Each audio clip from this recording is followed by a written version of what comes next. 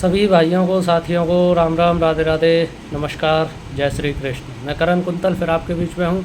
और दोस्तों, आज से हम एक नई वीडियो सीरीज़ शुरू कर रहे हैं, जिसमें हम आपको जाट इतिहास की पुस्तकों को संपूर्ण विवरण के साथ वीडियो में अपनी आवाज़ में बोल करके सुनाएंगे। अगर आपको पसंद आती है तो दूसरों तक शेयर करें, ज़्यादा से ज़्यादा भारतवासियों तक जाट इतिहास पहुँच सके। आज से जिस पुस्तक को हम पढ़कर आप तक पहुंचाने वाले हैं, उस पुस्तक का नाम है जाट इतिहास।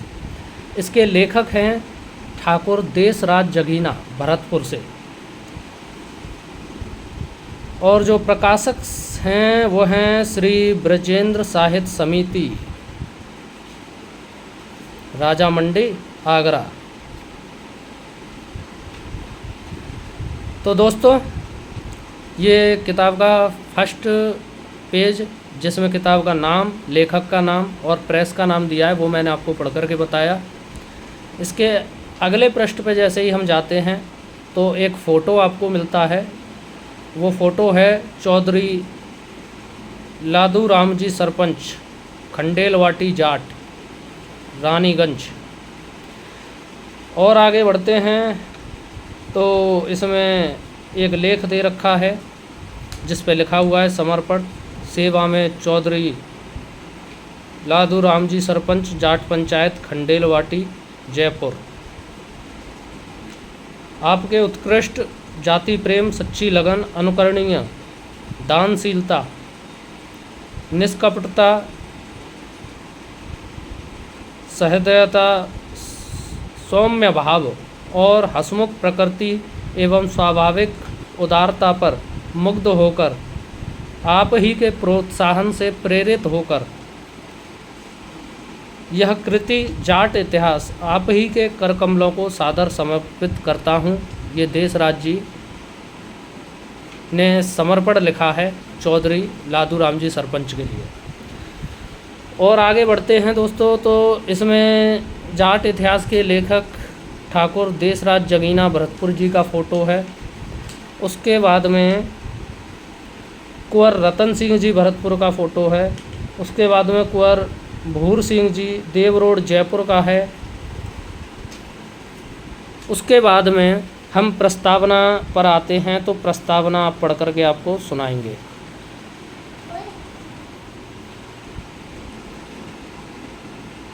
किसी भी समाज या जाति के विकास और अद्भुत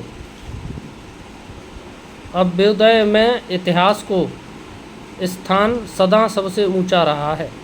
मानव जाति के सुदीर्घ जीवन में शायद ही कभी ऐसा अवसर आया हो जब इतिहास की आवश्यकता ना रही हो। इस बात को यूँ भी कहा जा सकता है कि कोई भी जन समाज बिना इतिहास के अपने अस्तित्व को सुरक्षित नहीं रख सकता। बहुत बड़ी बात है, ये सच्ची बात है। इतिहास को सीरियसली लें आप। जिस समाज का इतिहास नष्ट हो जाता है, उसके पुनरुद्धार में बड़ी कठिनाइयाँ पेश आती हैं, क्योंकि मनुष्य का प्रकृतिजन्य स्वभाव अनुसरण करने का है। कुछ व्यक्ति समाज में ऐसे भी होते हैं कि एक नवीन मार्ग और आदर्श समाज के सामने अमल करने को पेश कर देते हैं, किंतु समाज में ऐसे बहुत ही थोड़े आदमी होते हैं और ऐसे उदाहरण हमें बहुत ही कम मिलते हैं जहां आदर्शवादियों ने भी प्राचीन इतिहास का सहारा न लिया हो। अभ्युत्थान के लिए इतिहास मार्ग प्रदर्शक एवं नेता का काम देता है। ये बात बिल्कुल हकीकत है कि इतिहास जो है एक मार्गदर्शक का काम करता है। ये सच्ची बात है दोस्तों,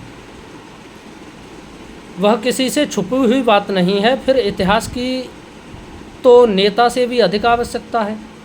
बिल्कुल हकीकत बात है, नेता से भी अधिक आवश्यकता है आपको इतिहास की। इस कथन से हमारा तात्पर्य इतिहास की उपयोगिता प्रदर्शित करने भर का है, यह नहीं कि इतिहास नेता की भी कमी दूर कर सकता है। इतिहास में होता भी क्या है, यही न कि भूतकाल में अमुक समाज और देश के अमुक नेता ने अमुक मार्ग से उन्नत किया। वह समाज या जाति अथवा देश कितना कृतज्ञ समझा जाना चाहिए जो अपने प्राचीन उद्धारकों और नेताओं तथा उनके सहायकों की स्मृति को, जिसे कि इतिहास कहते हैं, सुरक्षित न रखे। ऐसा समाज अपने पाप कृतज्ञता का फल भुगतता है और वह फल उसे अपमान के रूप में मिलता है, क्योंकि सदैव किसी का स्वरूप एक सा नहीं रहता। प्रत्येक काल में उसका वर्तमान रूप देखकर लोक समूह उसे सम्मान देता है। यदि वह सम्मान में रियायत चाहता है तो उसे पूर्व काल में अपना विशेष सम्मानित होने का प्रमाण देना होता है। प्राचीन प्रमाण भी इतिहास और उसका ही स्वरूप है। ये बात बिल्कुल सत्य है दोस्तों। जाटों के साथ में भी ऐसा ही हुआ है। जाटों का बहुत विशाल का इतिहास रहा है, लेकिन जाट अपने इतिहास को भूल गए हैं और लोगों ने पाठ्यक्रम में जाटों के इतिहास को जगह नहीं दी। तो आज जाट जाति जब कहती है तो उनको अपमानित करने वाले लोग भी खड़े हो जाते हैं कि अरे जाटों का क्या इतिहास है। और ज़्यादा जाओगे तो कुछ पाखंडी तो ये भी कह देते हैं कि अरे जाट तो वर्ण संकर है। तो इसीलिए इतिहास को जानना बहुत ज़रूरी है दोस्तों। ये बात बिल्कुल राइट है। और आगे हम 6 नंबर पेज पर चलते हैं। तो 6 नंबर पेज पे आपका लिखा हुआ है, जाट जाति का गौरव सूर्य किसी समय खूब चमका था। उसका प्रत्येक व्यक्ति स्वाभिमानी और योद्धा था। उसके राज्य थे, रिसाले थे और भूमि थी। आज जहां उसे केवल खेत करके जीवन निर्वाह करते देखा जाता है, तो कोई उसे वैश्य अनुमान करता है, तो कोई केवल किसान जाट। इस कथन के विरुद्ध कहने की इच्छा रखते हुए भी कह नहीं सकते, क्योंकि उन्होंने अपने गौरव का, अपने उच्च पद का कोई प्रमाण पत्र इतिहास सुरक्षित नहीं रखा। एक विदेशी इतिहासकार ने लिखा है, जाटों ने जब कहा कि अपने स्मारक के लिए कोई समाधि, लेख, स्तूप या खंड कीजिए, तो वो कहते हैं कि सद्गुण ही सच्चा स्मारक है। इस समय भी जाटों के अनेकों दिमागों में यही बात है। अभी पिलानी में जाट विद्यार्थी परिषद में बोलते हुए एक पढ़े लिखे कहे जाने वाले जाट ने इसी बात को दोहराया। उसके शब्दों का सार इस प्रकार है, मैंने सुना है कोई सज्जन जाट इतिहास लिख रहे हैं। उससे तो अच्छा यह होता कि जितना रुपया इतिहास की छपाई में लगाया जाएगा, पिलानी में जाट बोर्डिंग हाउस बनवा दिया जाता। तो बताइए, जिस समाज में ऐसे लोग हों, और ऐसे ही लोग हैं वाकई में हमारे जाट समाज में, कि वो क्या सोचते हैं कि भाई बस हमारा क्या इतिहास बनाने का काम है। हमारा बेटा इतिहास बनाने के साथ साथ इतिहास को संभालना, उसको सजोने का भी काम है हमारा। जाट लोगों ने इतिहास की आवश्यकता को अनुभव नहीं किया। दूसरी जातियों ने इस ओर पूरा ध्यान दिया। उसका फल सामने आया। जिन्होंने इतिहास की कद्र की, उनकी आज सब कद्र करते हैं। जाट अपने विषय में खुद सोच लें कि इतिहास की उपेक्षा करने के कारण समाज में उनका स्थान गिरा या नहीं। तो ये आप देख लीजिए, मैंने तो देख लिया है। और जिस दिन मुझे ऐसे पाखंडी मिल गए थे जिन्होंने ये कहा था कि जाट वर्ण संकर है, मैंने उसी दिन से जाट इतिहास को जन जन तक पहुंचाने की कसम खा ली थी। भरतपुर व चित्तौड़ में आज कौन लोग निगाह में चढ़ा हुआ है? चित्तौड़ क्यों? इसीलिए कि चित्तौड़ के लोगों ने चारणों से, भाटों से, लेखकों से अपने कृत्यों का प्रचार कराया, उसका इतिहास तैयार कराया। चित्तौड़ पर देहली की ओर से चढ़ाइयाँ हुई, भरतपुर पर भी हुई, किंतु चित्तौड़ देहली पर चढ़कर कभी नहीं गया। भरतपुर ने दिल्ली को खाक में मिला दिया। ये बात हकीकत है। चित्तौड़ पे हज़ारों चढ़ाइयाँ हुई, लेकिन चित्तौड़ ने तो नहीं चढ़ाई की लौट करके उन पे। लेकिन भरतपुर ने दिल्ली को भी खाक में मिला दिया, आगरा को भी खाक में मिला दिया, लेकिन उनका इतिहास फिर भी नहीं पढ़ाया जाता। क्यों? क्योंकि जाटों ने खुद अपने इतिहास पे ध्यान नहीं दिया भाई।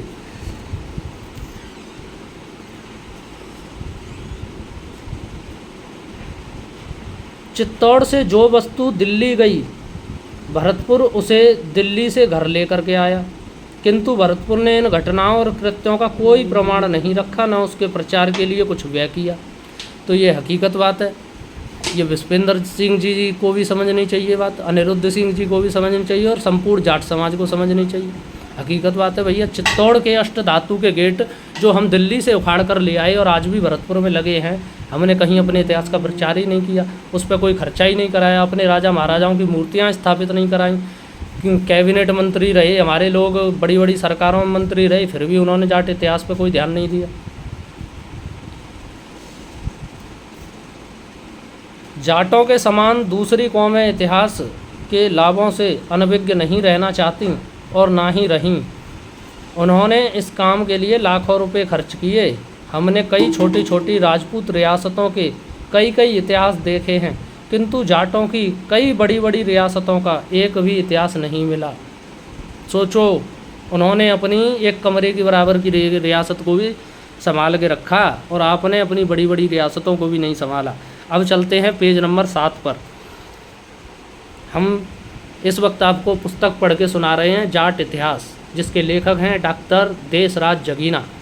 पेज नंबर 7 पे चलते हैं।